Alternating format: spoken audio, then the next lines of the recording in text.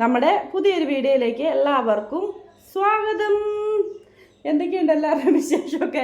എല്ലാവരും സുഖമായിട്ട് ഇരിക്കുവാണോ? ആദൂട്ടി അമ്മേ എല്ലാവരും സുഖമായിട്ടിരിക്കുന്നു, കുഴപ്പമൊന്നുമില്ല അല്ലേ?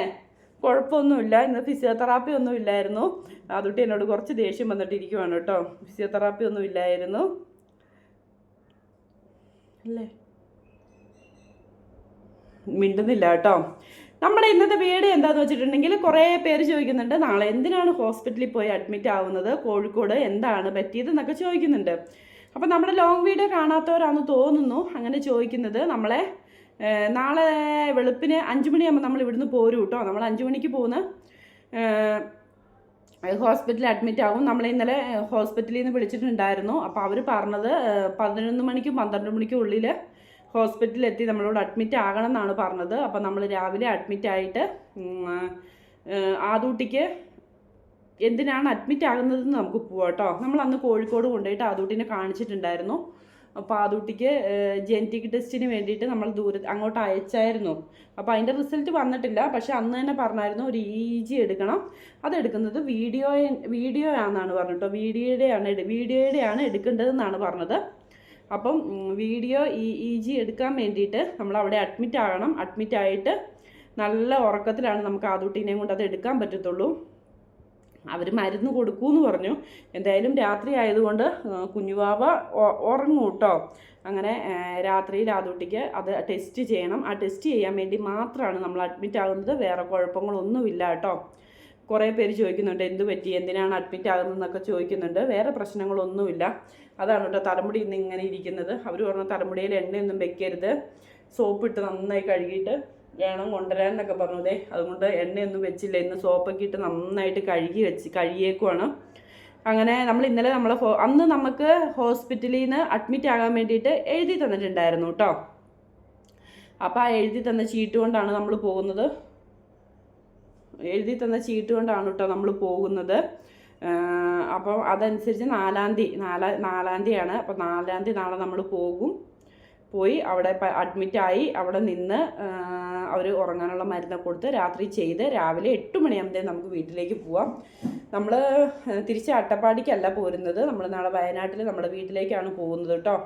ചെറിയ 2-3 ആവശ്യങ്ങളുണ്ട്. എനിക്ക് ചെറിയ ഹോസ്പിറ്റൽ ആവശ്യമൊക്കെ ഉണ്ട്. അതുകൊണ്ട് നമ്മൾ വയനാട്ടിലേക്കാണ് പോകുന്നത്.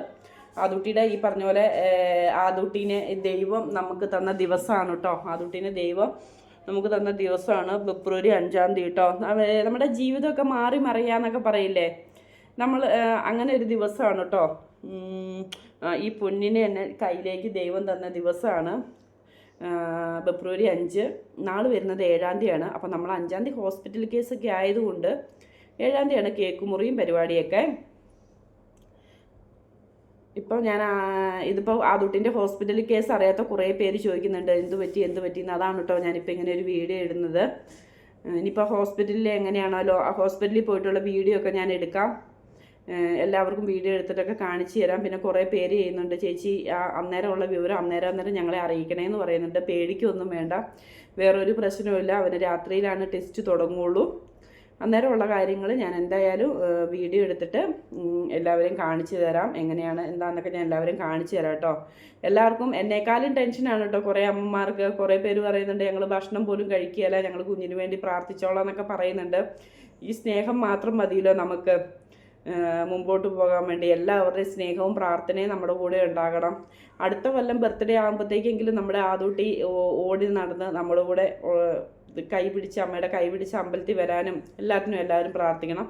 കുഞ്ഞാവി ഉറങ്ങിയോ? കൊണ്ടേ കിടത്തിയാലോ? കൊണ്ടേ കിടത്തട്ടെ? ഒരു സൂത്രം കാണിച്ചിട്ട് കൊണ്ടേ കിടത്തട്ടെ അമ്മ? വാ കിടത്തട്ടെ.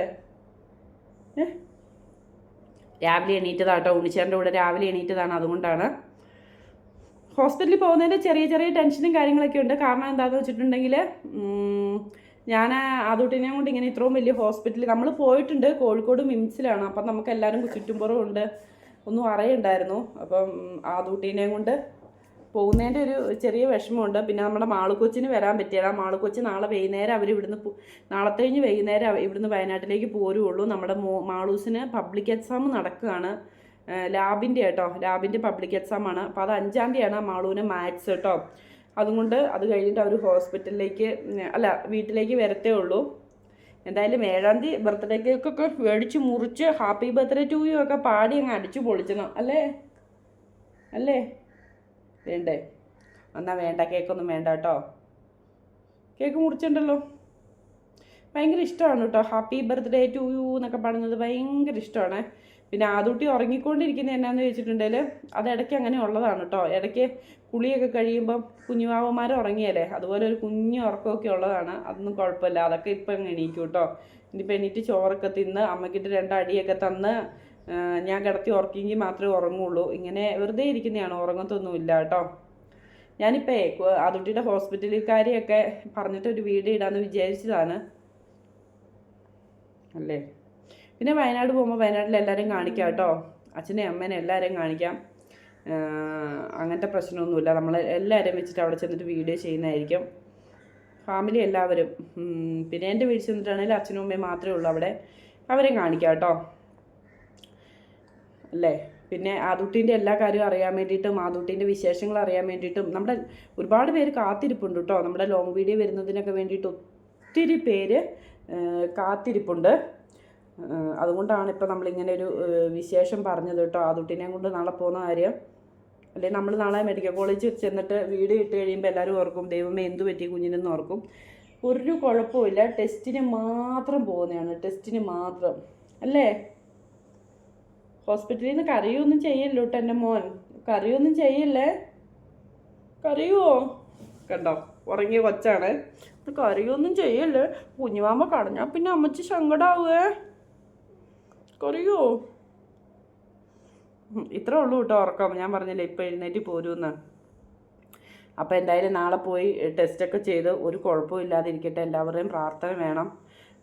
പിന്നെ മെയിനായിട്ട് നമ്മൾ ഈ ടെസ്റ്റ് ചെയ്യുന്നത് എന്ന് പറഞ്ഞാൽ തലച്ചോറിൻ്റെ വിടവുകളൊക്കെ ഫിറ്റ്സിൻ്റെ അംശം ഉണ്ടോ നോക്കാൻ വേണ്ടിയിട്ടാണ്. അപ്പോൾ അതൊന്നും ഫിറ്റ്സ് ഒന്നും ഇല്ലെങ്കിൽ ആദൂട്ടിയുടെ ഫിറ്റ്സിൻ്റെ മരുന്നൊക്കെ നിർത്തുവാണ് കേട്ടോ.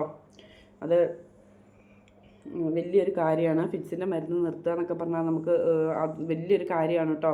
പിന്നെ നമ്മൾ ആ മരുന്നെന്ന് പറഞ്ഞിട്ടുണ്ടെങ്കിൽ ഞരമ്പുകളെ താത്തുന്ന മരുന്നല്ലേ, അപ്പോൾ അതൊക്കെ ഒന്ന് നിർത്തി കിട്ടിയിട്ടുണ്ടെങ്കിൽ ദൈവത്തിൻ്റെ വലിയൊരു അനുഗ്രഹമാണ്. അപ്പോൾ അതൊക്കെ ഒന്ന് നിർത്തി കിട്ടാൻ വേണ്ടിയിട്ടൊക്കെ എല്ലാവരും ഒന്ന് പ്രാർത്ഥിക്കണം. എല്ലാവരുടെയും സപ്പോർട്ട് നമുക്ക് വേണം കേട്ടോ. നിങ്ങളുടെ എല്ലാവരുടെയും സപ്പോർട്ട് ഉണ്ടെങ്കിൽ മാത്രമേ നമ്മൾ മുമ്പോട്ട് പോകുകയുള്ളൂ. അപ്പോൾ എല്ലാവരും നമ്മളെ പറ്റുന്ന പോലെ ലോങ് വീഡിയോ ഒക്കെ കണ്ട് സപ്പോർട്ട് ചെയ്യണം. കള്ളത്തരം കാണിച്ച് കിടക്കുന്നതാണ്. ലോങ് വീഡിയോ ഒക്കെ കണ്ട് സപ്പോർട്ട് ചെയ്യണം. പിന്നെ കൂട്ടുകാർക്കോ റിലേഷനിലുള്ളവർക്കോ എല്ലാവർക്കും ഒന്ന് ഷെയറൊക്കെ ചെയ്ത് കൊടുക്കണം കേട്ടോ.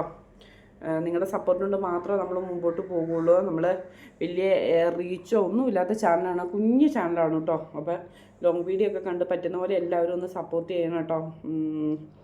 നമുക്ക് ഇനിയിപ്പം മുമ്പോട്ടുള്ളത് ഈ റിസൾട്ട് അനുസരിച്ചാണ്, എന്താണ് ഏതാണെന്നൊക്കെ അറിയുന്നത് മുമ്പോട്ട് ഈ റിസൾട്ട് അനുസരിച്ചിരിക്കും. ഇനി എന്ത് മരുന്നാണ് ആദൂട്ടിക്ക് കൊടുക്കേണ്ടതെന്നൊക്കെ ചെറിയ ടെൻഷനൊക്കെ ഉണ്ട്. പക്ഷേ മനസ്സിൻ്റെ ഉള്ളിൽ എനിക്കൊരു ഉറച്ച വിശ്വാസമുണ്ട് ഫിറ്റ്സൊക്കെ ഉണ്ടാവില്ല. കാരണം നമ്മളെല്ലാ ടെസ്റ്റുകളും ചെയ്തിട്ട് ഫിറ്റ്സൊക്കെ നോർമലാണ്. അപ്പോൾ അതുകൊണ്ട് എനിക്ക് മനസ്സിൻ്റെ ഉള്ളിൽ ഒരു വിശ്വാസമുണ്ട് ഫിറ്റ്സൊന്നും ഉണ്ടാവില്ല, ഒരു കുഴപ്പം ഉണ്ടാവില്ല എന്നൊക്കെ എൻ്റെ മനസ്സിൻ്റെ ഉള്ളൊരു വിശ്വാസമുണ്ട്. പിന്നെ ആദൂട്ടിക്ക് വേണ്ടി പ്രാർത്ഥിക്കാൻ വേണ്ടിയിട്ട് എന്തോരം ആൾക്കാരെ, എത്ര പേരാ ആദൂട്ടിക്ക് വേണ്ടിയിട്ട് പ്രാർത്ഥിക്കാൻ വേണ്ടിയിട്ട് ഒരുപാട് പേരുണ്ട്. അതുതന്നെ വലിയ കാര്യമല്ലേ.